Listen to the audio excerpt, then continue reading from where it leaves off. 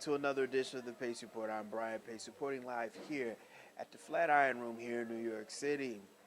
New York City now is reopened, and now the restaurants as well as music venues here in New York City can now hold up to 35%.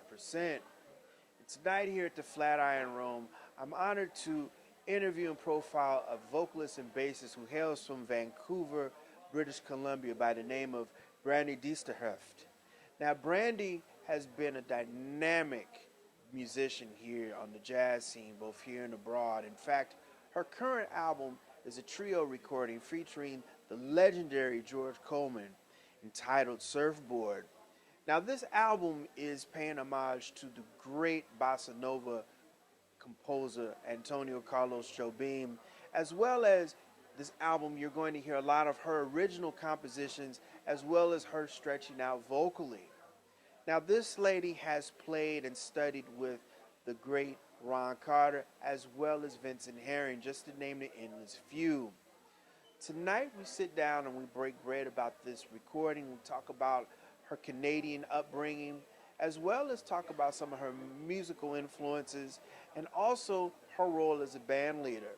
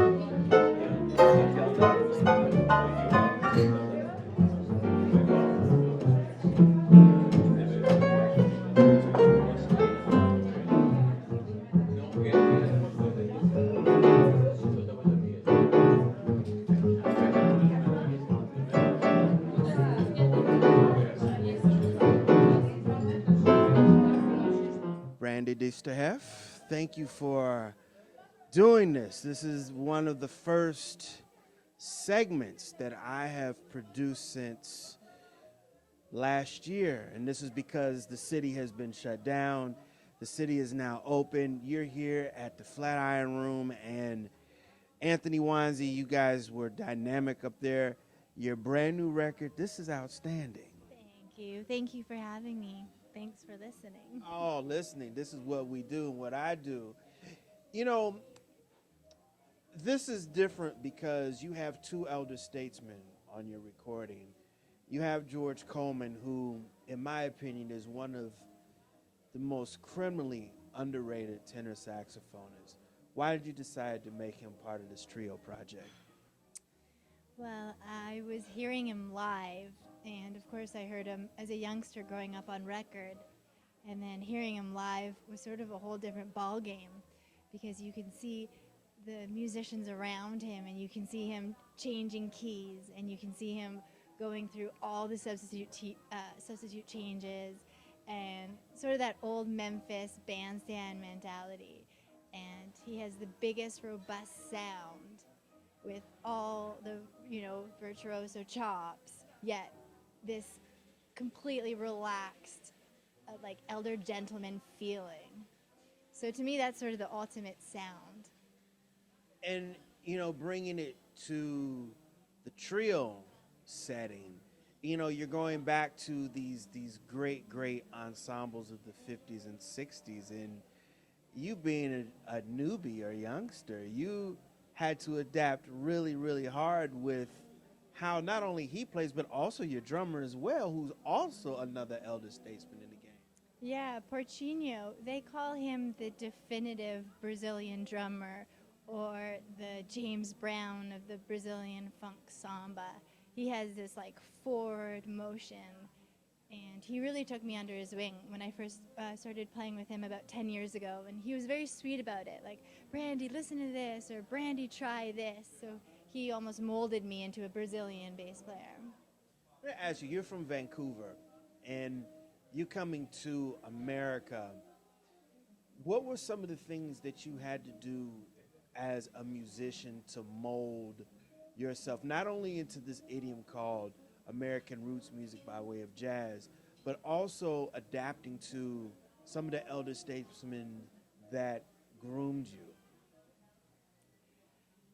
Yeah, for example, working with Harold Mayburn, he was such a force. He was such a gentleman. He was such an example. I remember we took him on the road and we went across the country, and being in Canada, the cities are so far apart, so we often would have 4 a.m. lobby calls. And there he was, in his suit and tie, all showered, ready to go, waiting in the lobby, and he would say, "Good morning, Brandi," as opposed to years of being on the road with, the younger musicians. They'd be complaining, what is this early lobby call? So he sort of set a precedent. And I like that, having to adapt to that real, refined, defined personality, and also obviously as a player.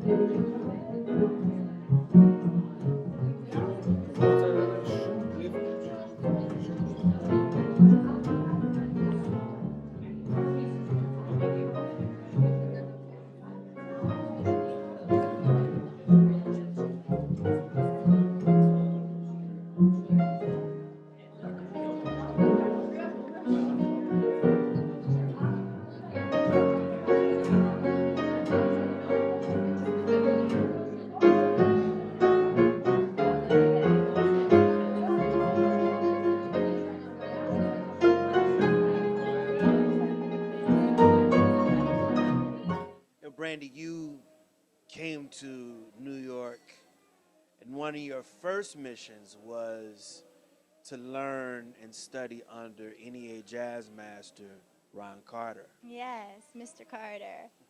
I'm so blessed I got to play with him, study with him. I wanted to study with him because he gets rid of the iron fist. And being a girl, a female, I always wanted to, show how strong I was or show I had a bigger sound than you boys. And he was like, no. You have to have a soft, warm, even, long sound. So we really worked on that, and I'm still working on that. Ron is so revered, and he's been on so many records, over 3,000 recordings.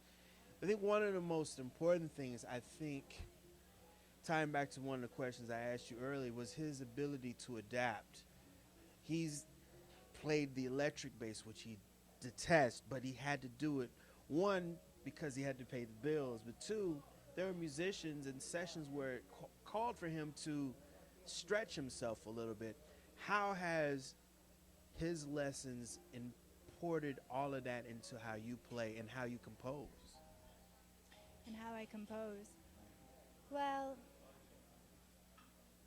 I don't think I look at it as adapting as much. I think after studying with, Mr. Carter and having him really implement his way, like he would say, my way is the only way. So once you learn that and sort of try and master what he's teaching you, then you have to go off and create your own voice. So I think with my writing and my bass playing, it's more and more that this is my sound, this is my emotion, my feeling, this is what I'm bringing. And I actually try and adapt less lately. That's good. That's good. And I say that because in this album, you write a lot of the music on here and you sing as well. I mean, you're singing and playing, and that's got to be another emotion as well as another dynamic to how you're bringing both skills to the forefront. Oh, yeah. And it's funny. Singing is so sensitive, and I feel like very vulnerable. So it's this dichotomy between playing the bass, and I'm very confident with playing the bass, and it's almost like a man versus this sweet woman. So I enjoy it. I enjoy writing and singing, and yeah, it's hard. The learning curve is hard. It takes quite a few hours to, get the, going. But how I was going to say, because I'm looking at you on stage, and I'm like, wait a minute now. I know there's George Benson or God rest his soul, B.B. King. I'm looking at how they were able to do both of them. And I noticed that when they didn't sing, their instrument was so much greater doing the playing the guitar versus them singing. That was another instrument as well. Yeah, it's amazing. When they make it look effortless, it's amazing. I find it takes quite a few hours, and then it finally clicks, but... Thank you for the offer. I'm meant to have no sir. I don't drink with strangers as a rule. Perhaps it just is winter. It's cold and dark outside. A little something warm might hit the spot. Were you lost in the hazy mist too? Guided by the lamppost street lights,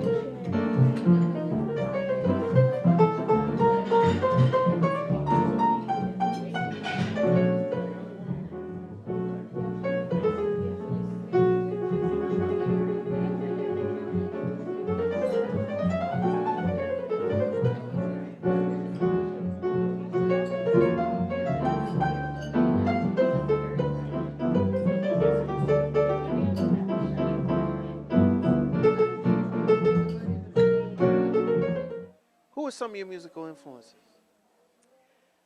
Well, my mom is from Chicago. She's a B3 organ player, jazz piano player. So I grew up listening to what she grew up, what she was practicing to. And she was really into Bill Evans. So Scott LaFaro was one of the earliest bass players. And then from there, of course, Ray Brown with Oscar Peterson growing up in Canada.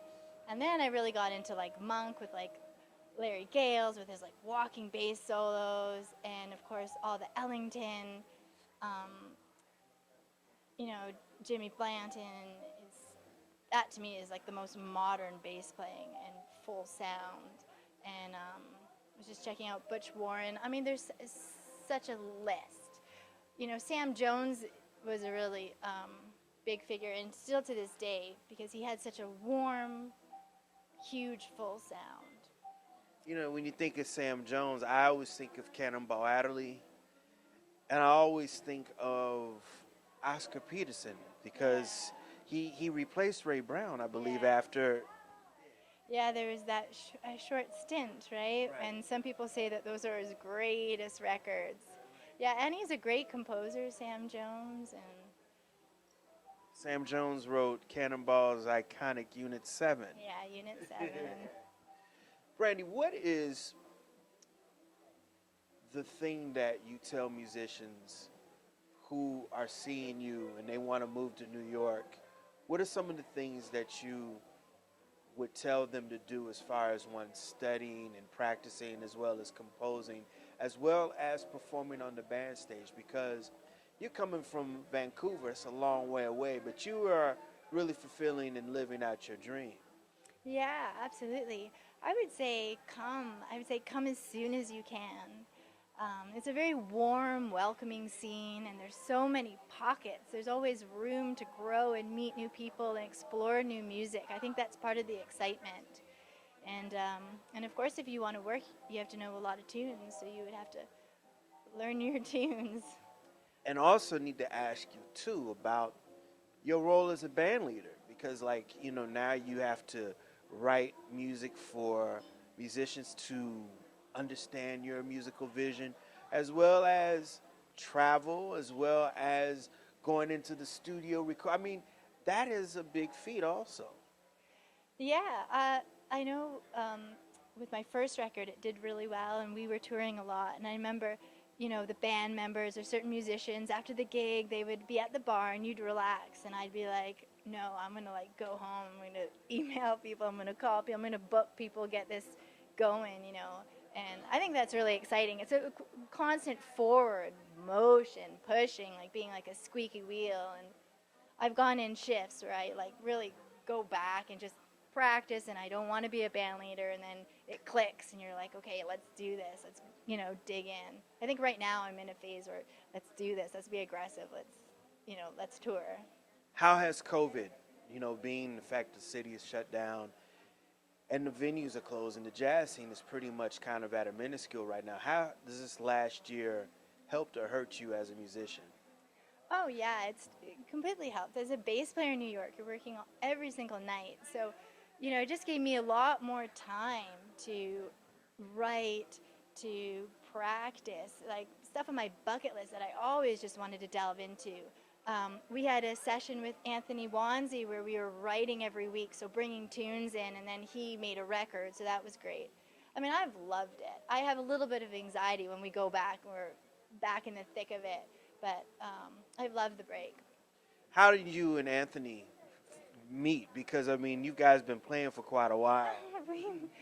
I was 21, and we met at the Vienna Opera House. I was playing with the a.k.a. Sisters in Jazz with Ann Drummond and Tia Fuller, and he was playing with Nicholas Payton, and he was so sweet, just how he is now. He's a comical guy, and it was nice.